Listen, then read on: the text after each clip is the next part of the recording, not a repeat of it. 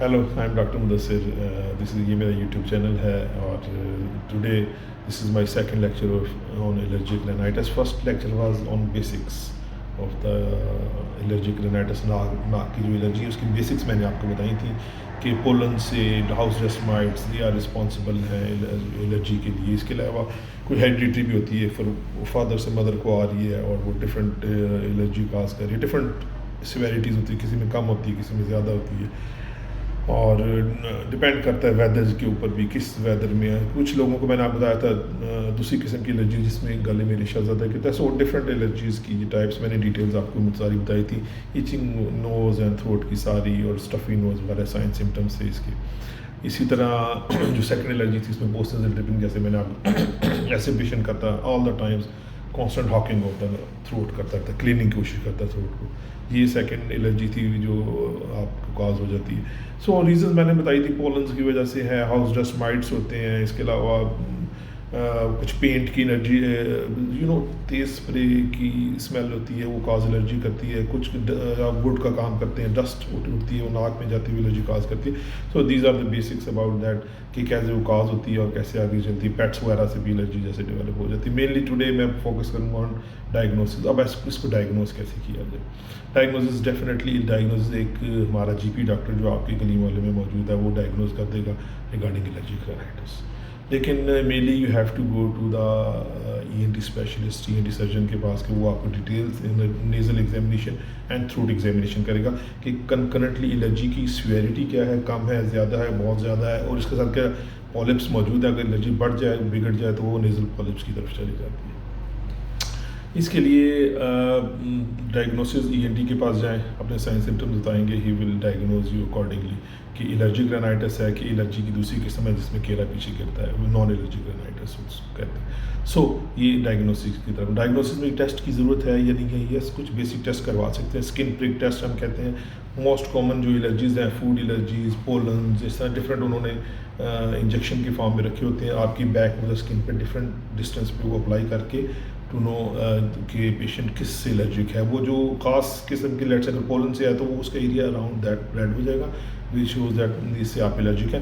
1, 2 और 3 what ever the allergy you have got, उसके मुताबिक रिजल्ट आ जाएगा। सेकंड, यस, ब्लड में आईजीजी लेवल्स होते हैं, इम्यूनोग्लोबुलिन के लेवल, आईजीई जो है एंटी एलर्जी, क्योंकि टाइप 1 हाइपर सेंसिटिविटी रिएक्शन, तो आईजीई का लेवल हम ब्लड में इसको फाइंड आउट कर लेते हैं। नॉर्मल ये इतनी कंपलसरी टेस्ट नहीं, लेकिन बेस लाइन करवा लेनी चाहिए। सीबीसी का इसका कोई रोल नहीं है। सेकंड इज दैट कि क्या एक्सरे वगैरह का रोल है, एक्सरे रेडियोलॉजी की क्या सिचुएशन है। एक्सरे पीएनएस करवा लेना चाहिए। एक्सरे पीएनएस आपके नेजल डेविएशन को रफली बता देगा, वैसे डॉक्टर देख के भी बता सकता है, लेकिन बहरहाल आपको एक्सरे पीएनएस में बेसिक इन्फॉर्मेशन रिगार्डिंग साइनसिस के अंदर की मिल जाती हैं, फ्रंटल साइनस आगे सारी। लेकिन बहरहाल करंट स्टेरियो में right now X-ray PNS obsolete हो गया, अभी कहते हैं ऑब्सोलीट है। Don't go towards that, directly go to the CT scan, endoscopy, history, examination by nasal endoscopy, और उसके बाद आप जाएँ CT scan directly to see all the details. Sinuses में भी, नोज़ में भी, कुछ अंदर भी साइनस होता है, स्फीनॉइड साइनस, डिटेल्स सारी उसकी देखने के लिए स्मॉल कट्स होते हैं, बोल्ड प्रिसाइज डिटेल्स उसमें बताई जाती है। अच्छा, ये होगी हमारी diagnostic details. Now second is that कि डायग्नोसिस कैसे किया जाए। यस, जब आप ईएनटी डॉक्टर के पास आएंगे, टेस्ट वगैरह एक्सरे करवाना होगा, मैं करवा लेता हूँ वैसे, क्योंकि फैसिलिटी में मौजूद है।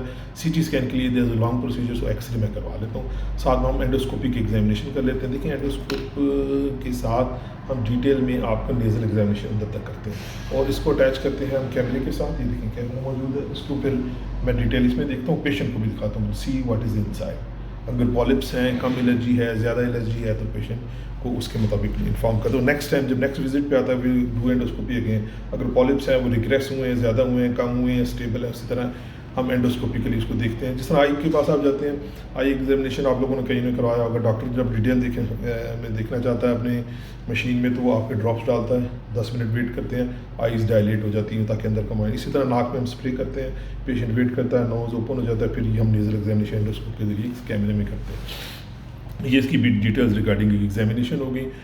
नेक्स्ट हम आएंगे सबसे इंपॉर्टेंट ट्रीटमेंट में 2-3 स्टेप्स आप ज़हन में रखें। नंबर 1 जनरल है। जनरल में पोलन एलर्जी है तो आप एक तो मास्क इस्तेमाल करें घर में, विंडोज़ और डोर्स को मैक्सिमली क्लोज रखें ड्यूरिंग दैट पीरियड। इस्लामाबाद में जैसे मार्च अप्रैल में होती है, मई में जाना शुरू हो जाती है, तो 2 महीने में आप ज़रा अपने आप को कन्फाइन कर लें, मास्क वाला इस्तेमाल करें, घर को बंद रखें, number 1। Number 2, house dust mites जो हैं, कारपेट्स हैं, उसके ऊपर छोटे छोटे कीड़े होते हैं, आप डेली वैक्यूमिंग करें। कारपेट या तो रिमूव कर देंगे, एलर्जी बहुत ज़्यादा हो गई, बहुत ज़्यादा लोगों को हो गई है, तो आप रिमूव करें कारपेट्स, और डेली वैक्यूमिंग करें, और कॉटन की शीट्स को इस्तेमाल करें, ठीक है। अब ये 2 आपकी ये होगी। कुछ को फूड एलर्जीज़ भी होती है। पेट्स वगैरह के लिए मैं आपको कहता हूँ कि पेट्स को कन्फाइन करें towards one side of the home, उसको ज़्यादा घर के अंदर मत आने दें, टू अवॉइड इट्स एक्सपोजर को कम कर दें। अब नेक्स्ट आपकी सबसे इम्पोर्टेंट ट्रीटमेंट आ जाती है आपकी surgical and medical treatment. Medical treatment से पहले थोड़ा सा फूड के लिए मैं आपको बता दूं, जो एलर्जिक पेशेंट है उसमें मैं ये ड्रिंक्स जो हैं, कोला ड्रिंक, कार्बोनेटेड ड्रिंक्स, इसको अवॉइड करवाता हूँ क्योंकि केमिकल है। पेप्सी, 7 अप, कोला, ड्यू आप लेंगे, केमिकल है, यू टेकिंग इनसाइड, वो nasal stuffiness, secretion, sneezing, itching in the nose को बढ़ा देते हैं। इस तरह जूसेस की केमिकल से बने होते हैं सारी की सारी। फ्रूट्स हैं, apple, pineapple juices and orange juice, माल्टे का जूस, वो हाँ अगर आपने पीने हैं तो आप डायरेक्ट फूड में बना के उसको प्रोसेस करके मिल्क शेक पीना है तो वो बना के पिए, डायरेक्टली माल्टे का जूस आप निकाल सकते हैं, ऑरेंज जूस पिए फ्रेश बना के, डब्बे के juice, Nestle juice and all that other types, इनको अवॉइड करें एज मच एज पॉसिबल। अच्छा, और नेक्स्ट ये एनर्जी ड्रिंक्स आती हैं, रेड बुल जी एनर्जी के लिए, दिस इज़ ऑल रबिश, कोई एनर्जी नहीं है, you taking chemical inside and that causes allergy. Allergic patients में बिल्कुल हम अवॉइड करते हैं, आपने बिल्कुल इस्तेमाल नहीं करनी। ये आपकी बेसिक्स हो गई जो आप, और हर बंदे वन टू अदर वो डिफरेंट है। कहते हैं जी फूड के साथ एलर्जी, किसी को पीनट से एलर्जी है, किसी को फिश से एलर्जी है, किसी को मीट बीफ से एलर्जी है, किसी को मटन, डिफरेंट पीपल डिफरेंट। हम दालें यूज़ करते हैं, डिफरेंट पल्सेस के अंदर डिफरेंट लोगों को एलर्जी होती है, तो आपने खुद फाइंड आउट कर लेना कि यार this I am using it, ये प्रॉब्लम क्रिएट कर रहा है मुझे, ये मैं मछली खाता हूँ तो एलर्जी, या मैं पीनट खाता हूँ तो मुझे स्टफिनेस, स्नीजिंग। सो खुद वो पर्सनली 1-to-1 फॉलो करें कि ये चीज़ें भी एलर्जी करते हैं, डोंट यूज़ इट, एंड जो नॉर्मल यूज़ है उसको ज़्यादा यूज़ करें, आप खाएँ पिए, उसको कोई इसमें इतराज़ वाली बात नहीं है। डायग्नोसिस हम करेंगे, नेज़ल एग्जामिनेशन, एक्सरे तो सीटी स्कैन होगा, तो सीटी स्कैन करा के एंडोस्कोपी मोस्ट इंपॉर्टेंट, एंडोस्कोपी करके हम एग्जामिनेशन करेंगे। Next finally you come to the medical treatment. Medical treatment में हम डिफरेंट स्टेप्स में है। स्माइल एलर्जी है तो इस एलर्जी की 1 tablet and nasal sprays, different nasal sprays available है मार्केट में।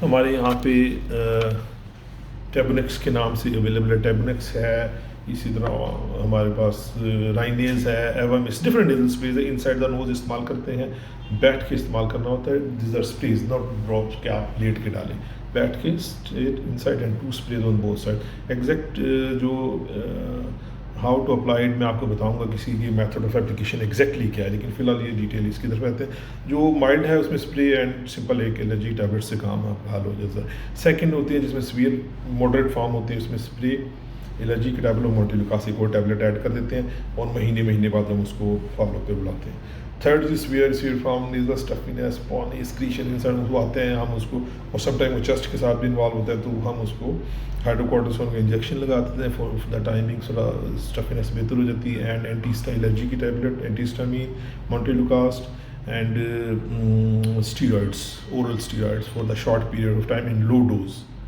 दे देते हैं, ठीक है। Prednisolone is very good idea for that, short period के लिए 7 days 10 days के लिए देते हैं। समटाइम एलर्जी पॉलिप्स के साथ होती है तो उसकी ट्रीटमेंट बिल्कुल अलग है, मैं उसको बताऊंगा। उसके साथ स्टीरॉइड कुछ थोड़े से लंबे अरसे के लिए दे देते हैं, मे बी 10 weeks और 2 weeks के लिए भी दे सकते हैं, लेकिन जब विड्रॉ करते हैं तो टेपरिंग डोज में उसको कर दें। स्टीरॉइड देने से पहले आपने लाजमी देख लेना है कि पेशेंट डायबिटिक ना हो, क्योंकि इसमें शुगर बढ़ जाती है, हाइपरटेंसिव ना हो, क्योंकि सॉल्ट और वाटर रिटेंशन करके ब्लड प्रेशर भी बढ़ जाता है। इस तरह और प्रोस्टेट के पेशेंट को भी आपने ये नहीं देना, ग्लाउकोमा को मत, ये मेडिकली डॉक्टर खुद एवेल्यूएट कर लेगा कि मैंने ये टैबलेट देनी है। मुख्तलिफ टैबलेट्स होती हैं एलर्जी की, कुछ में एक कारआमद होती है, किसी में दूसरी, तो अकॉर्डिंगली जब वो एडजस्ट हो जाए तो पेशेंट को उसके मुताबिक दें।